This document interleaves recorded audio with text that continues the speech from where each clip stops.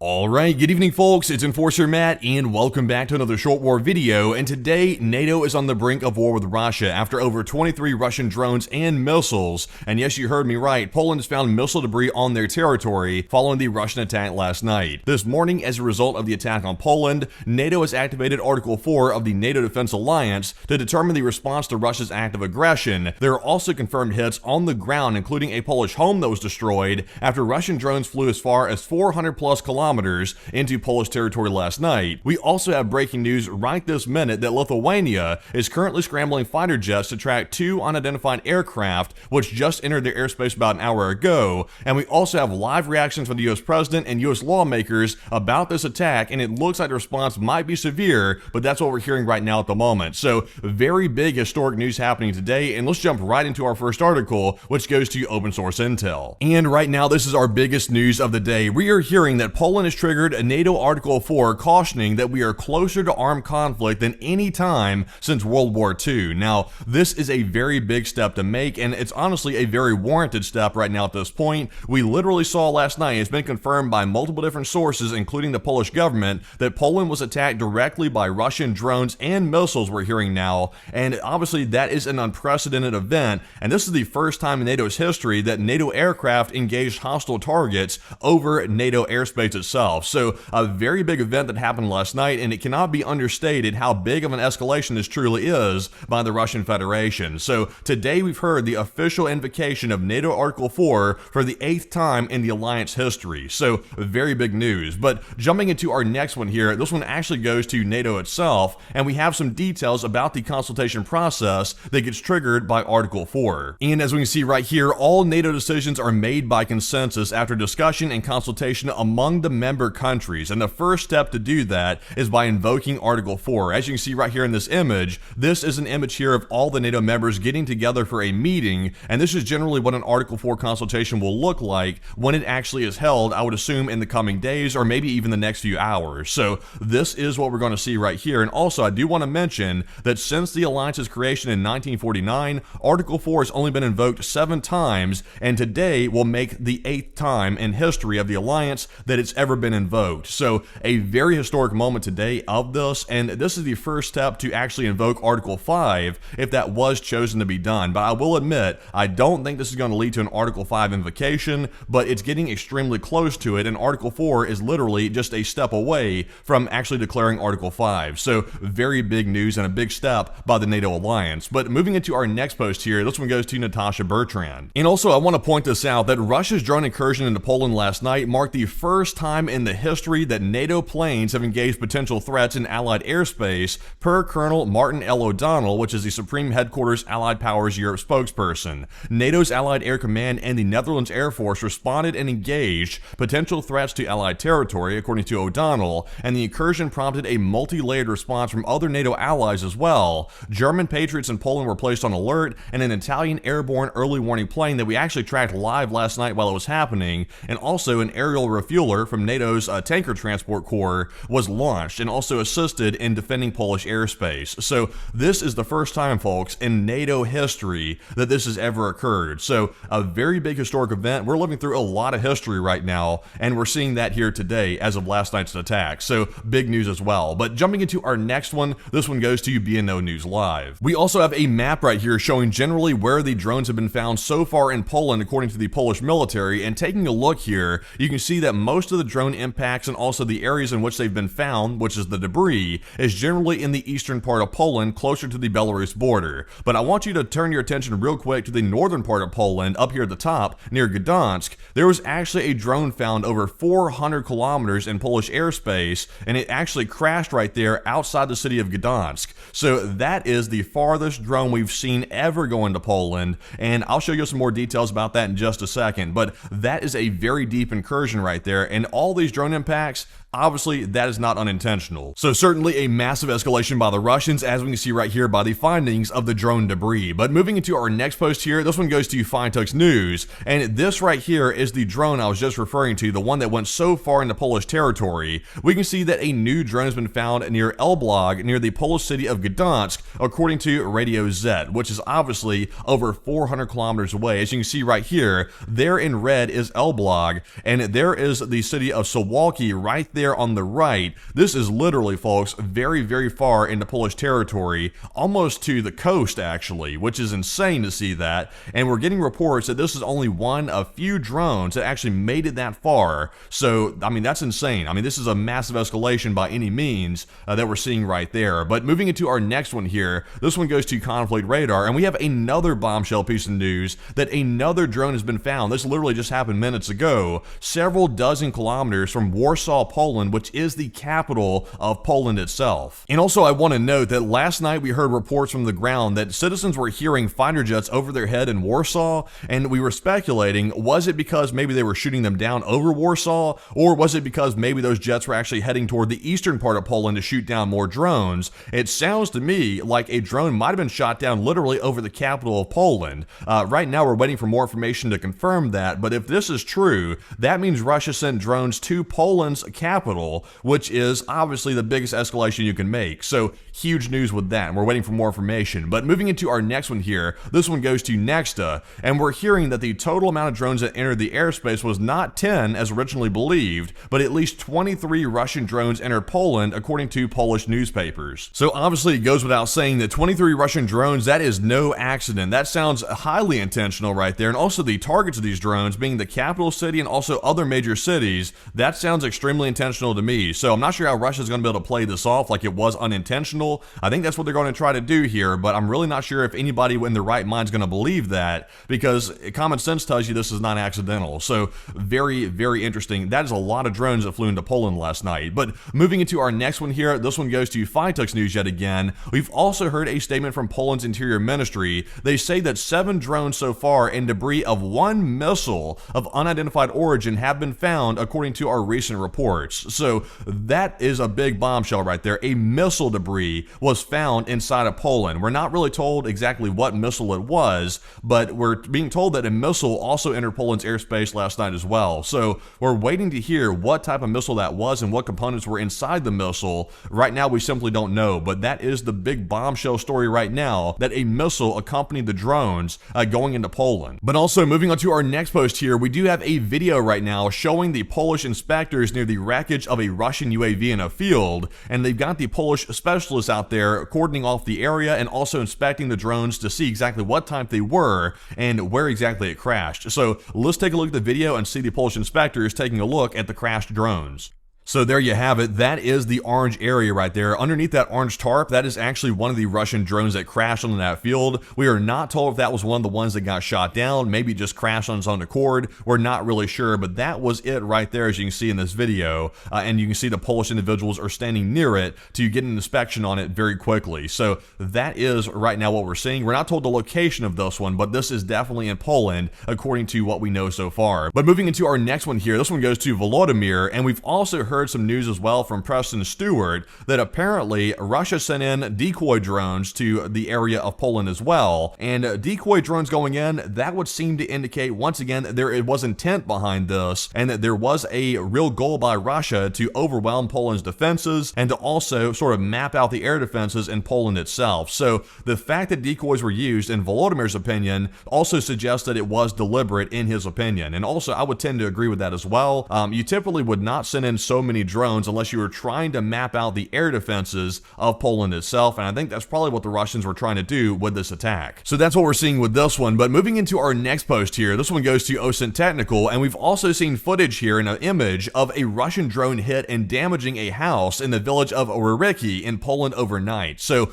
as you can see right here in the image, there is the house. The roof has been completely dismantled. It looks like the brick has also been extruded from the house itself, and the windows have been cracked and maybe blown open here as well. So looking at these two images here, this is wild, folks. This is outside the city of Lublin inside of Poland, and there's brick all over the ground. This was a very harsh impact, and I'll be honest with you, I'm really wondering if the drone exploded on this house. Some people are saying that maybe it just impacted it and caused this damage. It looks like it exploded to me, so it might suggest it was armed with a warhead. But this is what we're seeing right now, and look at the damage to that car right there that was parked next to the house. This was where civilians live, folks. This is actually endangering Polish civilians. This is not some symbolic attack by Russia. This is a real attack that we're seeing right here. So this is the damage to a house in Poland right here on our images. So wild to see that. But moving on to our next one, this one goes to Max 25, and we also have more images of the house that was hit. And as we can see right here in our first image, there is the Polish fire department showing up to the scene, and there is that same house which we just saw a moment ago. And moving on to our next image, look at this. This shows you the sheer amount of power behind this drone. That appears to be concrete and rebar that have been blown through right here. And also there's a bunch of char marks inside the walls of the home as well. That's a hell of a lot of power. That looks like probably an explosion to me, but put down in the comments below, do you think this was an explosion or was it a mere kinetic impact by the Russian drone? But moving on to our next image here, you can see that there is another image of the mangled, it looks like the roof tin that was on the roof right here. This is it laying on the ground right next to the home, and that's actually our last image we have, but quite a lot of damage to that house that we can see there in the photos. But moving into our next post, this one goes to Max 25, and we have a video here alleging to show the moment that a Russian drone was shot down over Polish airspace. So let's take a look and see what we have right here on video. Also, by the way, there is no sound in this video, but right here we can see there's about to be something in the sky. As you can see right there, it just popped up.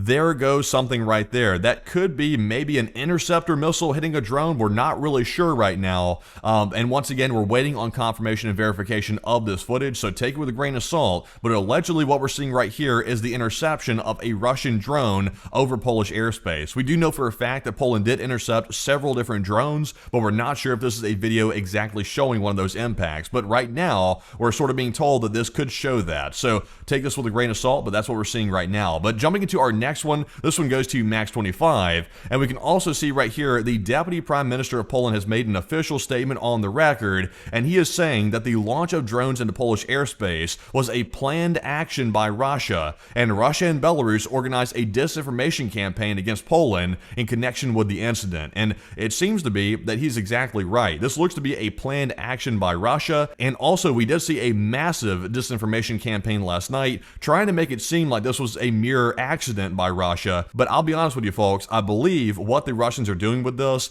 is they are trying to map out the Polish air defenses to prepare for a potential invasion of either a Baltic country or maybe even the Suwalki Gap itself. We're not really sure right now, but I think they were mapping out air defenses is why they suddenly decided to take this very drastic action. But on the heels of all that news, that is already big enough news right there, we have even more big news happening literally right this second. We are getting word that 2 unidentified aircrafts have just entered Lithuanian airspace from Belarus this morning at 10 a.m. This was just about an hour or two ago. The jets were scrambled but couldn't find them according to NATO sources, and this is happening over Lithuania, folks. We're literally seeing this right now in Lithuania, which follows the Polish attack that we just saw a short while ago by Russian drones. We're not sure who these unidentified aircraft are that entered Lithuanian airspace, but obviously Lithuania borders right up to Belarus, and Zapad 2025 is just about to kick off, which is a massive military exercise between Russia and Belarus. So I think the dots are pretty easy to connect here. What's going on with this? It looks like Lithuania might have been breached as well, according to what we're hearing from sources. And speaking of connecting the dots, moving into our next post here, this one goes to EnforcerNews 24/7, and also we've seen a very suspicious incident just occur in Lithuania at the same time that these unidentified aircraft were said to be entering their airspace. There's been an explosion at Vilnius in Lithuania's railway this morning. Liquefied gas filling station is now on fire and one person is injured, and the Kaliningrad transit train stopped due to the incident. And this preliminary cause is believed to be a man-made accident due to a violation of safety regulations. And also, like I just mentioned, the 2 unidentified aircraft just breached their airspace a couple hours ago. So, you know, I don't really believe in coincidences, folks. I'll be honest with you. It's too early to say exactly if they're connected, but I would tend to believe that there might be a high likelihood of a connection between the two. It seems too coincidental to be true to me. But right now we're seeing major aggression right now by the Russians against NATO states. And sadly, I would like to show you the video of the explosion, but unfortunately the video is not loading on any of my sources right now. I'm not sure why that is, but right here you can see an image on the screen. There is the explosion in Vilnius. I wish I had the 5-second video to show you. It's a very short report video, but sadly for some reason it is malfunctioning pretty much everywhere the video has been posted, which is really weird to me. But right now that's what we're seeing coming out of Vilnius. But moving into our next post here, this one's going to go to Fitux Network. And just to recap real quick, we've seen many different Russian aggressions over just the past couple of days. We've seen a Russian helicopter enter Estonian airspace over one of their islands, and that was something that happened just yesterday. We've also heard of 19 confirmed Russian drones entering Poland that I've just gone over through this whole video. And like I mentioned, we're just hearing about the unidentified craft entering Lithuanian airspace. So a lot of very hostile actions by Russia in just the past couple of days that is causing a lot of concern amongst analysts that Russia might be planning a big action against NATO in the coming days. But right now it's all up for debate. This is obviously big news and it's happening literally in real time. But on the heels of all of that information, folks, we're moving on to our next post here. We've also gotten another bombshell report today from Null Reports that near Minsk in Belarus, they are building a secret military base likely intended for the Oreshnik missile system. And according to satellite imagery, we are seeing that since 2022, Belarus has upgraded multiple military sites and is now finishing 2 new bases near Ukraine's border just days ahead of the Joint Zapad 2025 military drill. So these bases are right on the border of Ukraine. So with Zapad kicking off, and Zapad is literally an invasion force, folks. That is literally the size of an invasion force that is currently in Belarus and it's about to kick off in just a couple of days. Let's take a look at our satellite footage and show you the bases being built right now inside of Belarus by the Russians and the Belarusian military.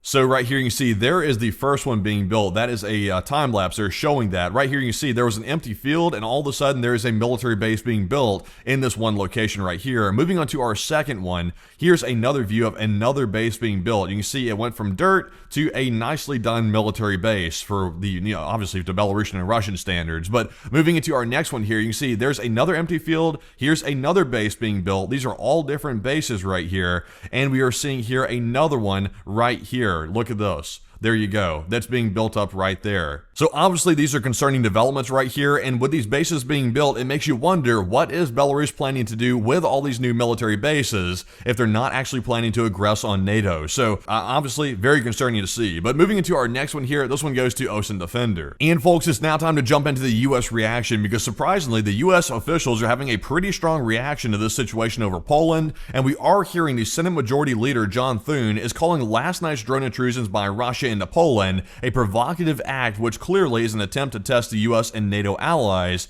and adding that talks are currently ongoing on the floor about additional major sanctions against the Russian Federation. So that is a pretty strong statement right there. But if you think that statement is strong, then let's move into our next one here. We have a reaction from the United States President. He has acknowledged the situation and he's currently put out this tweet or this truth on Truth Social. So he said, "What's with Russia violating Poland's airspace with drones? Here we go." And what the hell does that mean? Here we go. That sounds like a bold statement to make right there. I'm not really sure how to interpret that. At first glance, I thought, well, here we go is in what? Like sanctions we're putting on Russia or what? Or here we go another 2 weeks. I'm not really sure which one it is. I'll be perfectly honest with you. It could go either way. The range of options here ranges all the way from nuking Russia to literally doing nothing at this point. So I really couldn't even predict where this is going to go. The US president could take any action against Russia. And this is a very cryptic tweet, which pretty much tells us nothing except for the US president is acknowledging that Poland was attacked last night. So, and also it was more than just simply violating Poland's airspace. There was an attack literally on Polish soil. So we did see the house that got hit. So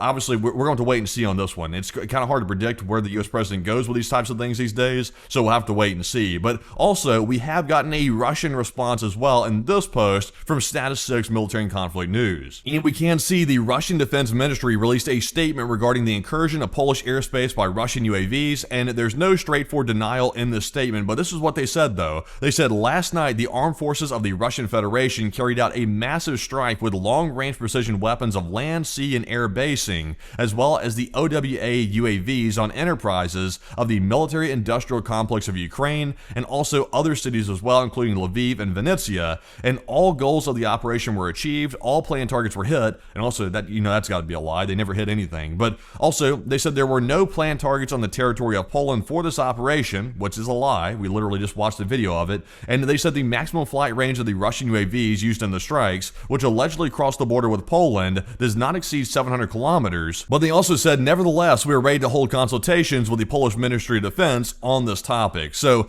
basically, what the Russian response tells me, this is the way I interpret it, the Russians intentionally sent UAVs into Poland to test NATO's response, to also map out Polish air defense, to prepare for some type of military action against NATO, and now their strategy is deny everything and also try to hold consultations to sort of keep the peace until they're able to pull something off. That's the way I interpret it. I really don't see any other reason why Russia would pull this operation off, because this is such an escalatory act that they know, Russia must know, that NATO is going to respond in some way or another. It could be secondary sanctions. It's going to be something, though, because NATO cannot simply let this go. This is literally a direct attack on Poland. So I'm not really sure why Russia would do this unless they were planning on some type of high-stakes operation in the very coming future, or maybe the coming days. There's no telling. But right now, that's what we're seeing coming out of Russia. But with that, folks, that is actually the last news article for the video. So jumping back here to Flight Radar 24, I want to show you all this real quick. Poland's airspace is generally back to normal. It looks like all the airports have been reopened except for maybe a handful of them,